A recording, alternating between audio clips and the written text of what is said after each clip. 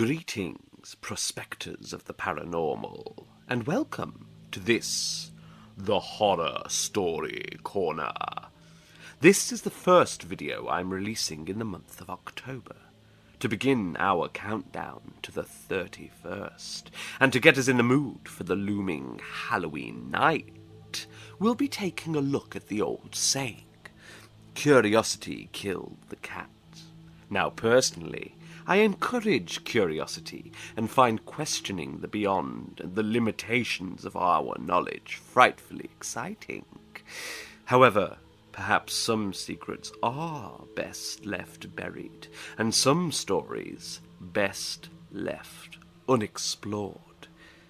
This is certainly the case for tonight's protagonist, Mr. Wraxall, who simply cannot help himself but to delve into the mysterious circumstances surrounding one Count Magnus, an unpopular and feared fellow long since laid to rest. And yet, if he is at peace, then why would his resting place require 3 sturdy padlocks? Mr. Wraxall will unfortunately find out the answers firsthand, placing him squarely before us in the dark realms of the Horror Story Corner. I hope you enjoy Count Magnus by M.R. James. By what means the papers out of which I have made a connected story came into my hands is the last point which the reader will learn from these pages, but it is necessary to prefix to my extracts from them a statement of the form in which I possess them. They consist, then, partly of a series of collections for a book of travels, such a volume as was a common product of the 40s and 50s. Horace Marryat's Journal of a Residence in Jutland and the Danish Isles is a fair specimen of the class to which I allude. These books usually treated of some unfamiliar district on the continent. They were illustrated with woodcuts or steel plates. They gave details of hotel accommodation and of means of communication, such as we now expect to find in any well-regulated guidebook. And they dealt largely in reported conversations with intelligent foreigners, racy innkeepers, and garrulous peasants. In a word, they were chatty. Begun with the idea of furnishing material for such a book, my papers, as they progressed, assumed the character of a record of one single personal experience, and this record was continued up to the very eve, almost, of its termination. The writer was a Mr. Wraxall. For my knowledge of him, I have to depend entirely on the evidence his writings afford, and from these I deduce that he was a man past middle age, possessed of some private means, and very much alone in the world. He had, it seems, no settled abode in England, but was a denizen of hotels and boarding houses. It is probable that he entertained the idea of settling down at some future time, which never came. And I think it also likely that the Pantechnicon fire in the early 70s must have destroyed a great deal that would have thrown light on his antecedents, for he refers once or twice to property of his that was warehoused at that establishment. It is further apparent that Mr. Wraxall had published a book, and that it treated of a holiday he had once taken in Brittany. More than this I cannot say about his work, because a diligent search in bibliographical works has convinced me that it must have appeared either anonymously or under a pseudonym. As to his character, it is not difficult to form some superficial opinion. He must have been an intelligent and cultivated man. It seems that he was near being a fellow of his college at Oxford. Brasenose, as I judge from the calendar. His besetting fault was pretty clearly that of over-inquisitiveness, possibly a good fault in a traveller, certainly a fault for which this traveller paid dearly enough in the end. On what proved to be his last expedition, he was plotting another book. Scandinavia, a region not widely known to Englishmen 40 years ago, had struck him as an interesting field. He must have lighted on some old books of Swedish history or memoirs, and the idea had struck him that there was room for a book descriptive of travel in Sweden, interspersed with episodes from the history of some of the great Swedish families. He procured letters of introduction, therefore, to some persons of quality in Sweden, and set out thither in the early summer of 1863. Of his travels in the north there is no need to speak, nor of his residence of some weeks in Stockholm. I need only mention that some savant resident there put him on the track of an important collection of family papers belonging to the proprietors of an ancient manor house in Västergötland, and obtained for him permission to examine them. The manor house, or herrgård, in question is to be called Robek, though that is not its name. It is one of the best buildings of its kind in all the country, and the picture of it in Dallenberg's Sucia Antica et Moderna, engraved in 1694, shows it very much as the tourist may see it today. It was built soon after 1600 and is, roughly speaking, very much like an English house of that period in respect of material. Red brick with stone facings and style.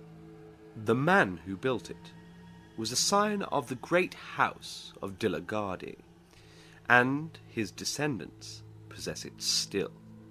Delagardi is the name by which I will designate them when mention of them becomes necessary. They received Mr Wraxall with great kindness and courtesy, and pressed him to stay in the house as long as his researches lasted. But, preferring to be independent, and mistrusting his powers of conversing in Swedish, he settled himself at the village inn, which turned out quite sufficiently comfortable, at any rate during the summer months. This arrangement would entail a short walk daily to and from the manor house of something under a mile. The house itself stood in a park, and was protected, we should say grown up, with large old timber. Near it you found the walled garden, and then entered a close wood fringing one of the small lakes with which the whole country is pitted. Then came the wall of the demesne, and you climbed a steep knoll, a knob of rock lightly covered with soil, and on the top of this stood the church, fenced in with tall, dark trees. It was a curious building to English eyes. The nave and aisles were low, and filled with pews and galleries. In the western gallery stood the handsome old organ, gaily painted, with silver pipes. The ceiling was flat, and had been adorned by a 17th century artist with a strange and hideous Last Judgment, full of lurid flames, falling cities, burning ships, crying souls, and brown and smiling demons. Handsome brass corona hung from the roof. The pulpit was like a doll's house, covered with little painted wooden cherubs and saints. A stand with 3 hourglasses was hinged to the preacher's desk. Such sights as these may be seen in many a church in Sweden now. But what distinguished this one was an addition to the original building. At the eastern end of the north aisle, the builder of the manor house had erected a mausoleum for himself and his family. It was a largish, 8-sided building, lighted by a series of oval windows, and it had a domed roof, topped by a kind of pumpkin-shaped object rising into a spire, a form in which Swedish architects greatly delighted. The roof was of copper externally, and was painted black, while the walls, in common with those of the church, were staringly white. To this mausoleum there was no access from the church. It had a portal and steps of its own on the northern side. Past the churchyard the path to the village goes, and not more than 3 or 4 minutes bring you to the inn door. On the first day of his stay at Robek, Mr Wraxall found the church door open, and made those notes of the interior which I have epitomized. Into the mausoleum, however, he could not make his way. He could, by looking through the keyhole, just descry that there were fine marble effigies, and sarcophagi of copper, and a wealth of armorial ornament, which made him very anxious to spend some time in investigation. The papers he had come to examine at the manor house proved to be of just the kind he wanted for his book.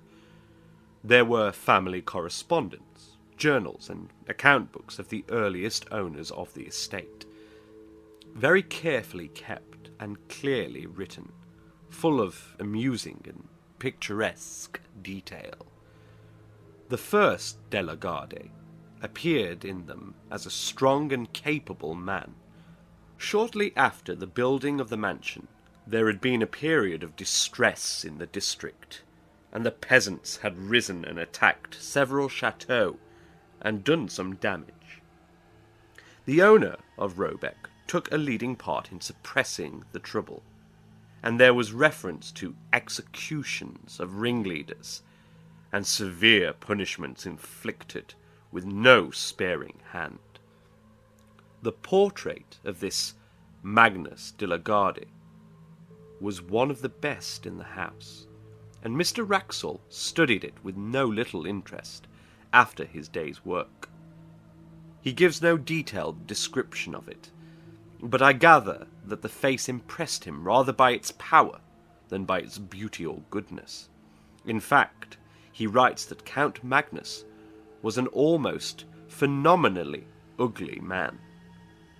On this day, Mr Wraxall took his supper with the family, and walked back in the late but still bright evening.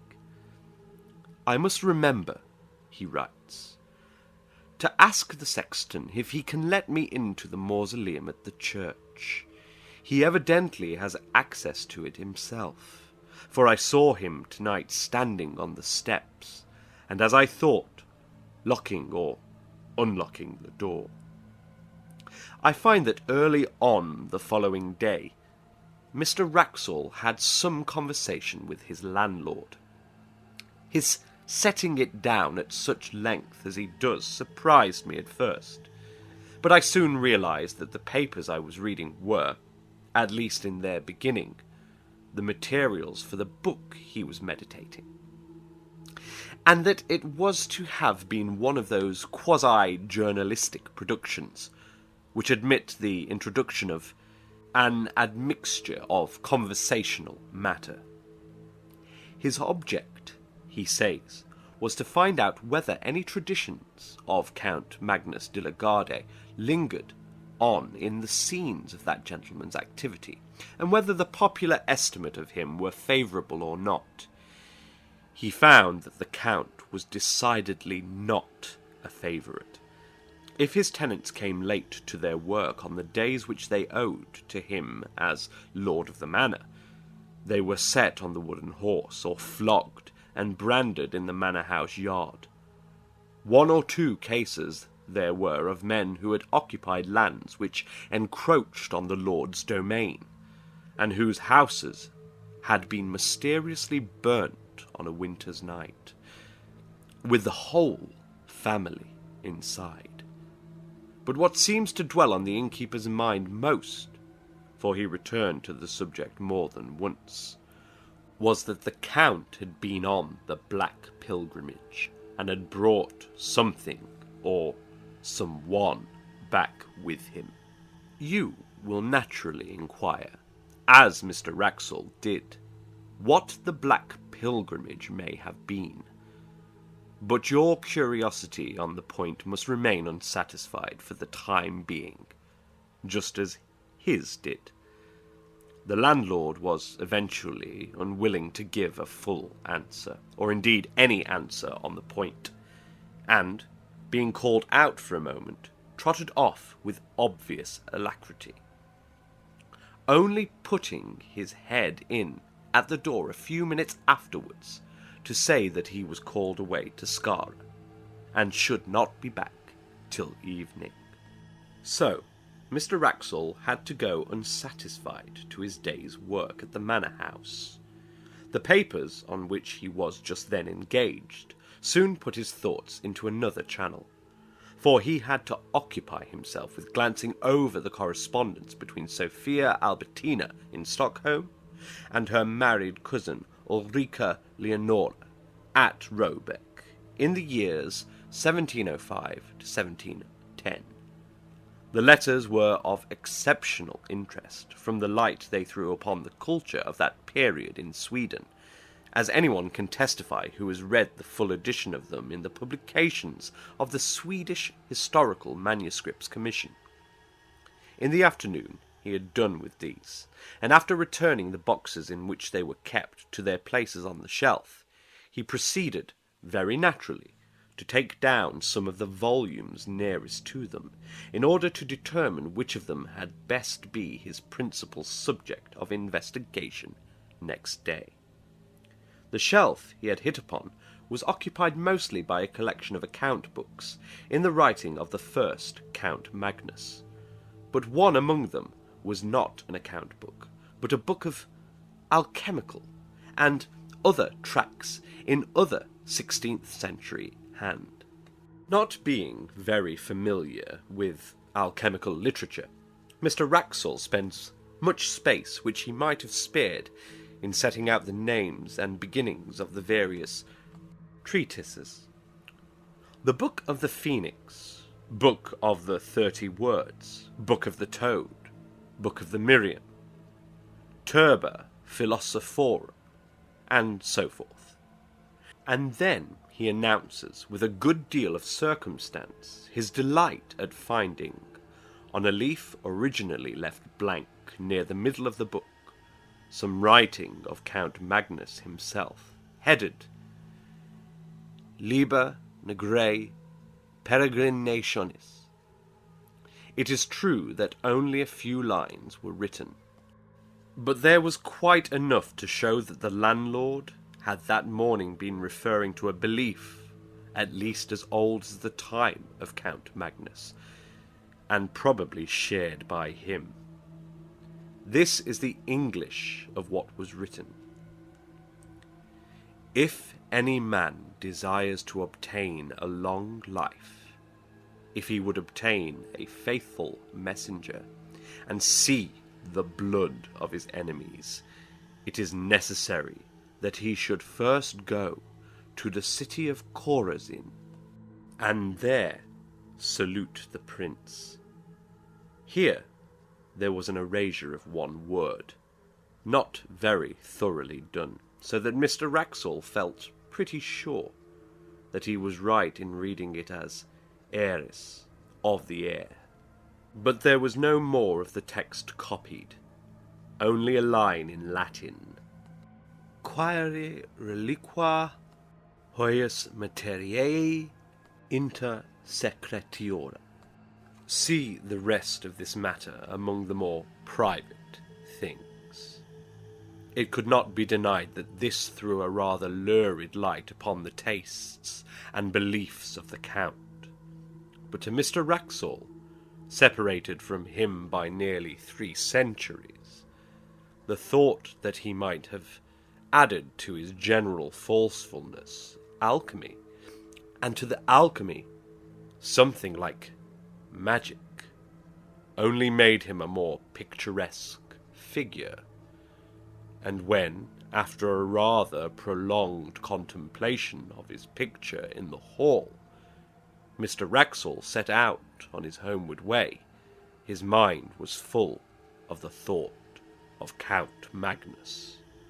He had no eyes for his surroundings, no perception of the evening scents of the woods or the evening light on the lake. And when all of a sudden he pulled up short, he was astonished to find himself already at the gate of the churchyard, and within a few minutes of his dinner. His eyes fell on the mausoleum. "Ah," he said, "Count Magnus, there you are. I should dearly like to see you." "Like many solitary men," he writes, "I have a habit of talking to myself aloud, and unlike some of the Greek and Latin particles, I do not expect an answer. Certainly, and perhaps fortunately, in this case, there was neither voice nor any that regarded. Only the woman who, I suppose, was cleaning up the church dropped some metallic object on the floor, whose clang startled me. Count Magnus, I think, sleeps sound enough." That same evening the landlord of the inn, who had heard Mr Wraxall say that he wished to see the clerk or deacon, as he would be called in Sweden, of the parish, introduced him to that official in the inn parlour. A visit to the Delegade tomb house was soon arranged for the next day, and a little general conversation ensued. Mr Wraxall, remembering that one function of Scandinavian deacons is to teach candidates for confirmation, thought he would refresh his own memory on a biblical point. "Can you tell me," he said, "anything about Chorazin?" The deacon seemed startled, but readily reminded him how that village had once been denounced. "To be sure," said Mr Wraxall. "It is, I suppose, quite a ruin now." "So I expect," replied the deacon. "I have heard some of our old priests say that the Antichrist is to be born there. And there are tales." "Ah, what tales are those?" Mr Wraxall put in. "Tales, I was going to say, which I have forgotten," said the deacon. And soon after that he said good night. The landlord was now alone, and at Mr Wraxall's mercy, and that inquirer was not inclined to spare him. "Herr Nielsen," he said, "I have found out something about the Black Pilgrimage. You may as well tell me what you know. What did the Count bring back with him? Swedes are habitually slow, perhaps in answering, or perhaps the landlord was an exception. I am not sure. But Mr Wraxall notes that the landlord spent at least 1 minute in looking at him before he said anything at all. Then he came close up to his guest, and with a good deal of effort he spoke. Mr Wraxall, I can tell you this one little tale, and no more. Not any more.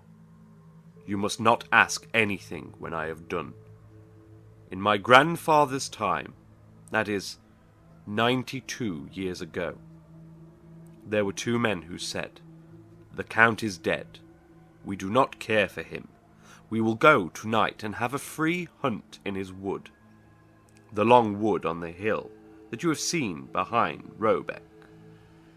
Well, those that heard them say this, they said, "No, do not go. We are sure you will meet with persons walking who should not be walking.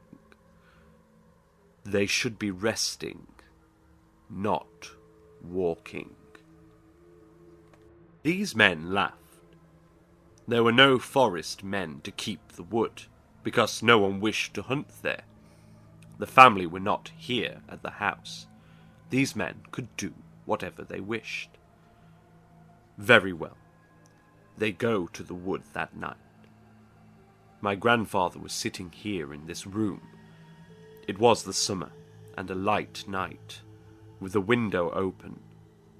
He could see out to the wood and hear. So he sat there, and 2 or 3 men with him, and they listened. At first they hear nothing at all. Then they hear someone. You know how far away it is. They hear someone scream, just as if the most inside part of his soul was twisted out of him. All of them in the room caught hold of each other, and they sat so for 3/4 of an hour. Then they hear someone else, only about 300 ells off. They hear him laugh out loud. It was not one of those 2 men that laughed, and indeed, they have all of them said that it was not any man at all. After that, they hear a great door shut. Then, when it was just light with the sun, they all went to the priest. They said to him, "Father, put on your gown and your ruff, and come to bury these men, Anders Bjornsson and Hans Thorbjorn." You understand that they were sure these men were dead. So they went to the wood. My grandfather never forgot this. He said they were all like so many dead men themselves. The priest too. He was in a white fear. He said when they came to him, "I heard one cry in the night, and I heard one laugh afterwards. If I cannot forget that, I shall not be able to sleep again." So they went to the wood, and they found these men on the edge of the wood. Hans Thorbjorn was standing with his back against a tree, and all the time he was pushing with his hands, pushing something away from him which was not there. So he was not dead, and they led him away, and took him to the house at Nyköping, and he died before the winter, but he went on pushing with his hands. Also, Anders Bjornsson was there, but he was dead. And I tell you this about Anders Bjornsson, that he was once a beautiful man, but now his face was not there, because the flesh of it was sucked away off the bones. You understand that? My grandfather did not forget that.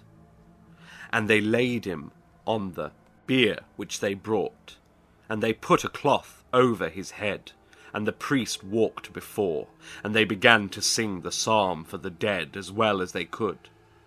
So, as they were singing the end of the first verse, one fell down, who was carrying the head of the bier, and the others looked back, and they saw that the cloth had fallen off, and the eyes of Anders Bjornsson were looking up, because there was nothing to close over them, and this they could not bear. Therefore the priest laid the cloth upon him, and sent for a spade, and they buried him in that place. The next day, Mr Wraxall records that the deacon called for him soon after his breakfast, and took him to the church and the mausoleum. He noticed that the key of the latter was hung on a nail just by the pulpit, and it occurred to him that, as the church door seemed to be left unlocked as a rule, it would not be difficult for him to pay a second and more private visit to the monuments if there proved to be more of interest among them than could be digested at first. The building, when he entered it, he found not unimposing. The monuments, mostly large erections of the 17th and 18th centuries, were dignified, if luxuriant, and the epitaphs and heraldry were copious. The central space of the domed room was occupied by 3 copper sarcophagi, covered with finely engraved ornament. 2 of them had, as is commonly the case in Denmark and Sweden, a large metal crucifix on the lid. The third, that of Count Magnus, as it appeared, had instead of that a full-length effigy engraved upon it, and round the edge were several bands of similar ornament representing various scenes. One was a battle, with cannon belching out smoke, and walled towns, and troops of pikemen. Another showed an execution. In a third, among trees, was a man running at full speed, with flying hair and outstretched hands. After him followed a strange form. It would be hard to say whether the artist had intended it for a man, and was unable to give it the requisite similitude, or whether it was intentionally made as monstrous as it looked. In view of the skill with which the rest of the drawing was done, Mr Wraxall felt inclined to adopt the latter idea. The figure was unduly short, and was, for the most part, muffled in a hooded garment which swept the ground. The only part of the form which projected from that shelter was not shaped like any hand or arm. Mr Wraxall compares it to the tentacle of a devil fish, and continues, "On seeing this I said to myself, this, then, which is evidently an allegorical representation of some kind, a fiend pursuing a hunted soul, may be the origin of the story of Count Magnus and his mysterious companion. Let us see how the huntsman is pictured. Doubtless it will be a demon blowing his horn." But as it turned out, there was no such sensational figure, only the semblance of a cloaked man on a hillock, who stood leaning on a stick and watching the hunt with an interest which the engraver had tried to express in his attitude. Mr Wraxall noted the finely worked and massive steel padlocks, 3 in number, which secured the sarcophagus. One of them, he saw, was detached and lay on the pavement. And then, unwilling to delay the deacon longer, or to waste his own working time, he made his way onward to the manor house. It is curious, he notes, how on retracing a familiar path, one's thoughts engross one to the absolute exclusion of surrounding objects. Tonight, for the second time, I had entirely failed to notice where I was going. I had planned a private visit to the tomb house, to copy the epitaphs, when I suddenly, as it were, awoke to consciousness, and found myself, as before, turning in at the churchyard gate, and I believe singing or chanting some such words as, "Are you awake, Count Magnus? Are you asleep, Count Magnus?" and then something more which I have failed to recollect. It seemed to me that I must have been behaving in this nonsensical way for some time. He found the key of the mausoleum where he had expected to find it, and copied the greater part of what he wanted.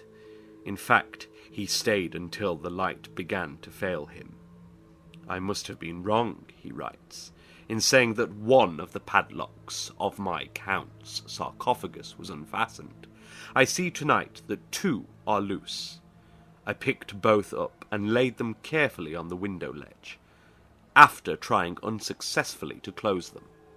The remaining one is still firm, and though I take it to be spring lock, I cannot guess how it is opened. Had I succeeded in undoing it, I am almost afraid I should have taken the liberty of opening the sarcophagus. It is strange, the interest I feel in the personality of this, I fear, somewhat ferocious and grim, old noble. The day following was, as it turned out, the last of Mr Wraxall's stay at Robek. He received letters connected with certain investments which made it desirable that he should return to England. His work among the papers was practically done, and travelling was slow. He decided, therefore, to make his farewells, put some finishing touches to his notes, and be off. These finishing touches and farewells, as it turned out, took more time than he had expected. The hospitable family insisted on his staying to dine with them. They dined at 3, and it was verging on 6:30 before he was outside the iron gates of Robek. He dwelt on every step of his walk by the lake, determined to saturate himself, now that he trod it for the last time, in the sentiment of the place and hour, and when he reached the summit of the churchyard knoll, he lingered for many minutes, gazing at the limitless prospect of woods near and distant, all dark beneath a sky of liquid green. When at last he turned to go, the thought struck him that surely he must bid farewell to Count Magnus, as well as the rest of the delegades. The church was but 20 yards away, and he knew where the key of the mausoleum hung. It was not long before he was standing over the great copper coffin, and, as usual, talking to himself aloud. "You may have been a bit of a rascal in your time, Magnus," he was saying, "but for all that I should like to see you, or rather, just at that instant," he says, "I felt a blow on my foot. Hastily enough I drew it back, and something fell on the pavement with a clash. It was the third, the last of the 3 padlocks which had fastened the sarcophagus. I stooped to pick it up, and heaven is my witness that I am writing only the bare truth. Before I had raised myself, there was a sound of metal hinges creaking, and I distinctly saw the lid shifting upwards. I may have behaved like a coward, but I could not, for my life, stay 1 moment. I was outside that dreadful building in less time than I can write, almost as quickly as I could have said the words. And what frightens me yet more, I could not turn the key in the lock.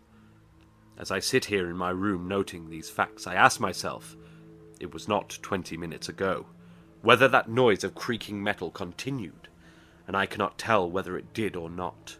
I only know that there was something more than I have written that alarmed me, but whether it was sound or sight I am not able to remember. What is this that I have done? Poor Mr Wraxall! He set out on his journey to England on the next day, as he had planned, and he reached England in safety, and yet, as I gather from his changed hand and inconsequent jottings, a broken man. One of several small notebooks that have come to me with his papers gives, not a key to, but a kind of inkling of, his experiences. Much of his journey was made by canal boat, and I find not less than 6 painful attempts to enumerate and describe his fellow passengers. The entries are of this kind. 24. Pastor of village in Skane. Usual black coat and soft black hat. 25. Commercial traveller from Stockholm, going to Trollhättan. Black cloak, brown hat. 26. Man in long black cloak, broad-leafed hat, very old-fashioned. This entry is lined out, and a note added. Perhaps identical with number 13. Have not yet seen his face. On referring to number 13, I find that he is a Roman priest in a cassock. The net result of the reckoning is always the same. 28 people appear in the enumeration, one being always a man in a long black cloak and broad hat, and the other a short figure in dark cloak and hood.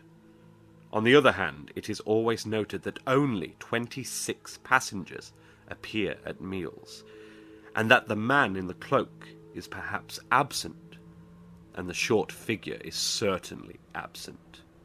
On reaching England, it appears that Mr Wraxall landed at Harwich, and that he resolved at once to put himself out of the reach of some person or persons, whom he never specifies, but whom he had evidently come to regard as his pursuers.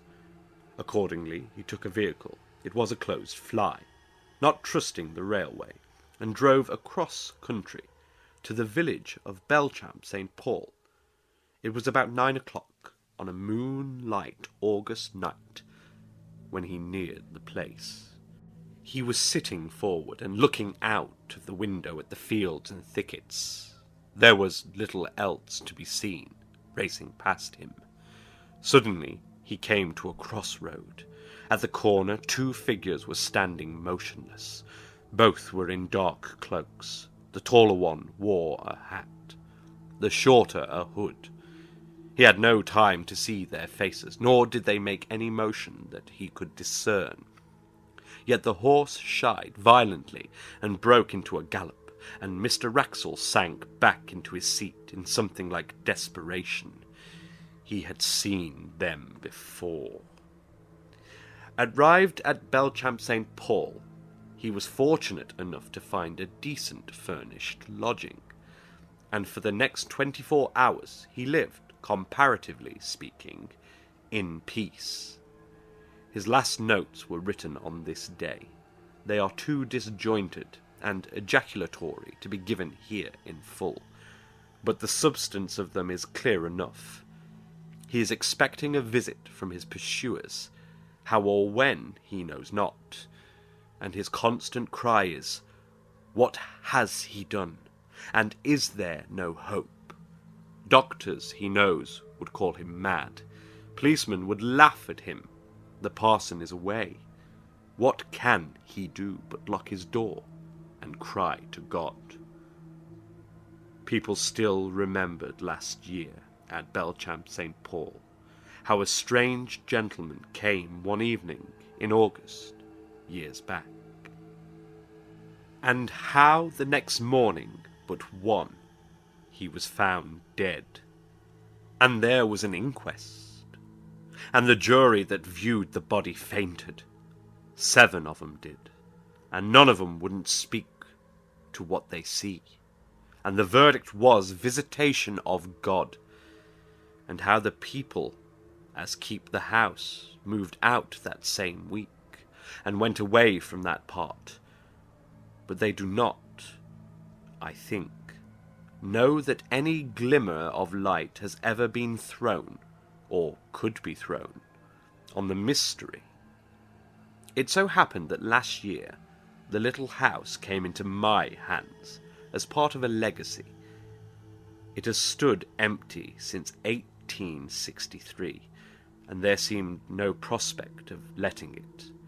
So I had it pulled down, and the papers of which I have given you an abstract were found in a forgotten cupboard under the window in the best bedroom. And there we have it, fright fans, the end of our tale. Could these eerie pursuers have been simply figments of the mind, brought about by superstition and fright? Perhaps they were just unconnected travellers that bore a resemblance to those that rode on the canal boat. However, how do we explain poor Wraxall's sad demise? Too much stress? A mere coincidence? Or is there a much more macabre answer, one involving the dead and hungry Count Magnus? The answers are known somewhere within the Horror Story Corner.